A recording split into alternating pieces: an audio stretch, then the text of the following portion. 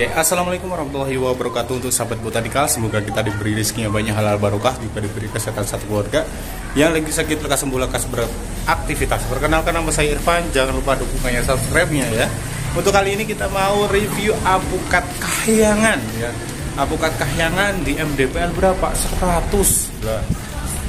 MDPL 100 sudah berbuah. Jadi untuk sahabat botanikal kita mau review yang ada di MDPL yang 100. Soalnya kan kahyangan itu kisaran 700 ya, 700, 500, tapi kita tanam di MDPL 100 dan ternyata buahnya kayak gimana, langsung saja kita saksikan. Oke, nah sahabat botanikal, untuk apukat kahyangannya seperti ini ya, ini sudah matang dan akan berwarna coklat ya, akan berwarna kecoklatan dan sudah kelihatan banget ya, ini sudah matang persis dan kita mau belah ya.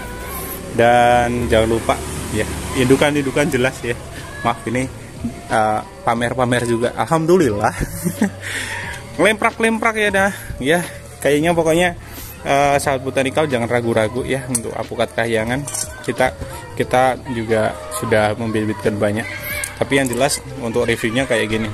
Untuk apukat kahyangan itu tergolong ke apukat yang kecil ya, seperti halnya Miki, seperti halnya apukat yang memang itu kayak TA21 ataupun apukat ya, pokoknya bukan apukat yang termasuk tergolong yang besar-besar, jadi lebih ke kecil ya. Ini kecil ya, dan 1 kilonya ya, antara 2, 3 ataupun 4 ya, 4 apukat itu dalam 1 kilo. Jadi bobotnya ya, untuk bobotnya sendiri ini bermacam-macam ya, tapi yang jelas kalau untuk apukat kahyangan itu menggerombol ke semua bagian. Ada yang satu gerombolan itu sampai 8 sampai 10 gitu. Kalau untuk apukat kahyangan silahkan ditanam. Kalau misalnya sahabat botanikal tidak mementingkan apukat yang besar-besar, melainkan kegenjahannya luar biasa, kulitnya dapat, nah itu apukat kahyangan juga perlu dikembangkan. Maaf ini nggak ada stand ya, jadi nanti kita belah ya. Ini kita sudah siapkan sekalian aja, ini pisaunya. Kita langsung belah, tapi ini tak pos dulu ya biar kelihatan baru ya, memang baru membelahnya ya, kayak gini ya. Tapi jujur aja untuk apukat yang ini itu tergolong yang kecil, jadi bijinya itu agak besar sedikit ya. Ini bijinya agak besar, tapi dalamnya kayak gimana? Ini kayak gini ya. Ini yang termasuk kecil. Jadi sahabat botanikal jangan judge untuk yang bijinya. Ini yang kecil. Nah, untuk dari teksturnya tidak terlalu berair ya. Nah, sedangkan kalau untuk MDPL yang tinggi kayak gimana? Itu agak berair sedikit. Jadi untuk sahabat botanikal, MDPL juga mempengaruhi untuk kadar air yang ada di dalam apukat. Jadi sahabat botanikal silahkan membandingkan untuk penanaman apukat yang ada di dataran rendah ataupun dataran tinggi. Nah itu pasti beda. Karena apa? Kita juga menanam di MDPL yang tinggi, kita menanam di MDPL yang rendah, kita menanam di MDPL yang sedang. Jadi semua itu perbedaannya luar biasa gitu.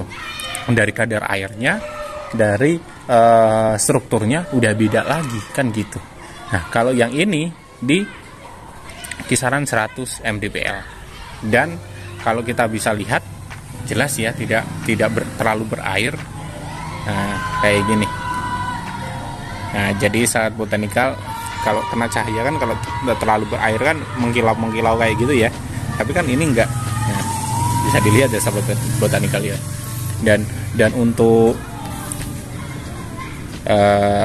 bijinya tergolong besar karena kita pilihannya yang kecil kan gitu. Nanti kalau semisalnya sahabat botanikal memilih yang agak besaran sedikit, pasti dagingnya itu juga banyak juga kan gitu ya.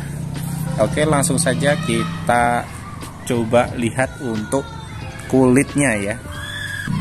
Oke, nah untuk kulitannya kalau ditarik mudah sobek ya, mudah sobek. Ini kita lihat mudah sobek, berarti kurang elastis tapi keras, kurang elastis tapi keras. Nah gitu. Jadi untuk sahabat botanikal ini kalau untuk terkena oleh hama kayak buah ya, kayak apa namanya itu, lalat buah ya yang menyerang. Nah itu bisa nembus ini. Kalau untuk apukat yang kayak gini nih, kita langsung saja untuk dari segi rasa.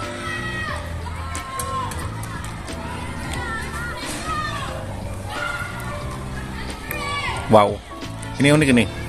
Jadi gini, untuk rasanya, nah sahabat botanikal, apakah pernah merasakan apukat kendil di MDPL kisaran 100 enggak? Itu persis, jadi lebih pulen banget. Nah kalau kendil, kita bandingkan dengan kendil ya, karena memang kendil itu kalau untuk dari segi rasa itu dapat dari lokal itu dapat. Dan kita bandingkan sama kendil, kalau untuk kendil ini 11-12, tapi masih menang kendilnya memang, saya akui. Karena apa? Aroma kendil di MDPL kisaran 100 itu pasti lebih nikmat gitu loh. Sedangkan kalau di MDPL yang 500 gimana? Ya agak berair juga kan gitu. Nah ini kalau yang buat ini persis 11-12 sama yang namanya kendil.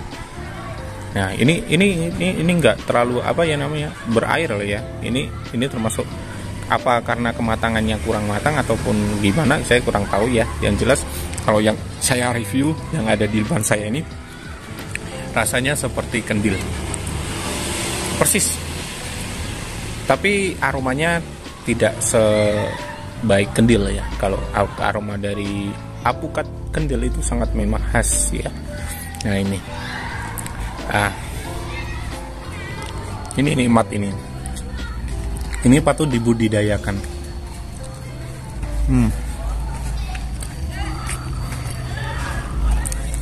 Kenyal, pulen, terus apa, tidak terlalu berair, nikmat, mantap sekali. Untuk manisnya gimana? Manisnya standar sih, tidak ada rasa pahit sama sekali yang ada di apukat kahyangan. Dan juga untuk apukat kahyangannya bisa dibudidayakan ya, sangat-sangat kita rekomendasikan untuk dibudidayakan. Kenapa? Karena mendompol ya. Saya sukanya apukat kahyangan itu mendompol kayak gini nih. Mendompol. Jadi untuk sahabat botanikal, kalau misalnya memang menginginkan apukat kahyangan, tanam di MDPL 100 ya lumayan ya jadinya ya. Ya ini bisa jadi review juga nih. Karena memang kita kan menggunakan teknik TW ya, top working, yang mana usia dari top workingnya itu sudah 2 tahun. Dan sudah 2 tahun berbunga, berbuah, alhamdulillah itu baik gitu. Jadi ini sekalian share untuk sahabat botanikal, kalau mau menginginkan apukat kahyangan itu juga kita rekomendasikan juga gitu untuk apukat kahyangan. Karena apa? Dari segi rasa dapat, produksi ganja, bahkan ke yang kita TW belum ada 1 tahun, ada yang berbunga, ada yang berbuah, itu sangat luar biasa kan gitu.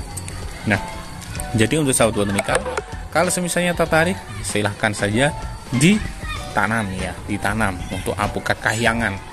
Ini kita rekomendasikan karena 11-12 sama apukat kendil, dan varietasnya varietas yang kecil. Kalau misalnya sahabat botanikal itu menginginkan yang besar ya apukat kendil kita rekomendasikan. Tapi kalau misalnya yang kecil kahyangan kita juga rekomendasikan. Nah kalau untuk misalnya ada yang tanya ya, ini tambahan ya, maaf ini di luar dari apukat kahyangan,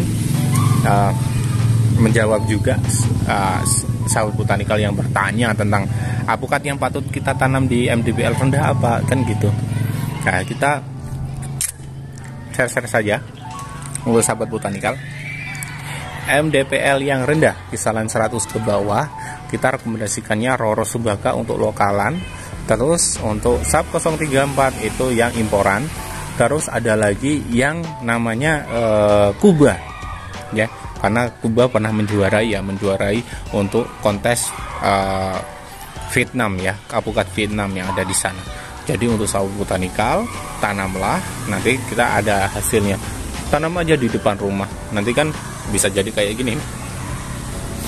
Nah, pikirannya nggak banyak. Ini banyak ini. Nah seperti ini ya. Jadi silakan tanam saja, karena man-eman juga gitu loh, punya lahan tapi nggak ditanam. Nah itu dari varietas apukat kayangan. Ada lagi kalau misalnya sahabat botanikal mempunyai lahan di kisaran 200 mdpl, 100 mdpl, 200 mdpl ataupun ke 700-800 mdpl, apukat peluang juga termasuk dalam ke genjah ya. Kapan-kapan kita bahas untuk apukat yang genjah, yang genjah yang bisa dibudidayakan untuk sahabat botanikal, sehingga sahabat botanikal mempunyai income yang lebih ya, atau untuk income tambahan untuk masa hari tua ya.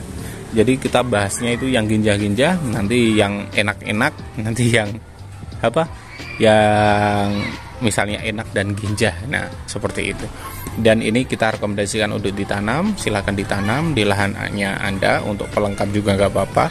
Yang jelas silahkan ditanam ya, ditanam mumpung ini musim hujan lah ya, mumpung ini musim hujan. Dan cukup sekian dari saya. Apabila ada kekurangan dan salah kata mohon maaf. Saya Irfan undur diri dulu, dan wassalamualaikum warahmatullahi wabarakatuh.